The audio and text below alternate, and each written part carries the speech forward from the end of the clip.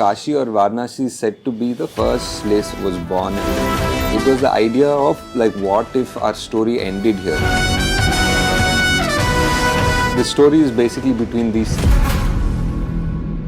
So Kashi or Varanasi is said to be the first place where civilization was born in this world, like, by the banks of the river Ganga. That's written in a lot of our books and scriptures. It was the idea of like, what if our story ended here? Like, if that was the first city, like, what if this world now has only one city left and everybody in the world and all the resources and all the major conflict now happens here in Kasi.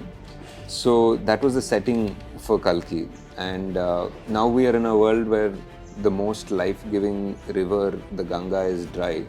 And people in Kasi are just living in just like a very brutal survival of the fittest sort of way.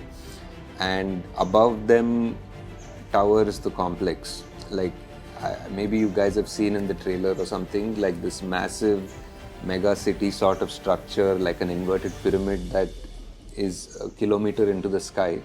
So that is the complex which has essentially everything. It's like paradise. It has all the greenery, resources, water, food, animals, everything that is not there in the world before. It's almost like a microcosm of what the world used to be like. And now the story is mainly set up here. It's between these two worlds, the people who are in the complex who control those resources and the people who are below in Kasi who don't have access, and these people in Kasi only just have a dream to enter the complex. In a way, it becomes a cycle. So for you to do the work to earn money to get into the complex is like one trap that you end up working for the complex and you finish your life before you can actually get in. So it's like one sort of a cycle, which is sort of something that happens today as well.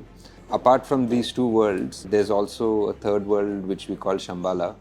Shambhala is something that we hear in many cultures, like even in Tibetan culture, it's called Shangri-La, and every culture has a name which is a mystical land which is hidden from the world, and that's where some people say advanced being, some people say the avatar, some people say many things, like how the name Shambhala itself is very connected to the myth of Kalki, to the legend of Kalki, because it's said that this is where the final avatar will come.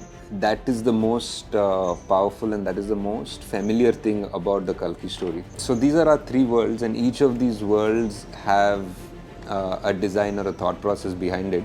The complex people and the weapons and their vehicles are designed in a certain way because of what they have. People in Kasi are designed a certain way because of what they have. The world, there's money which is units, and they are bounty hunters who need these units to get their job done or to finish their aspiration to want to go into the complex.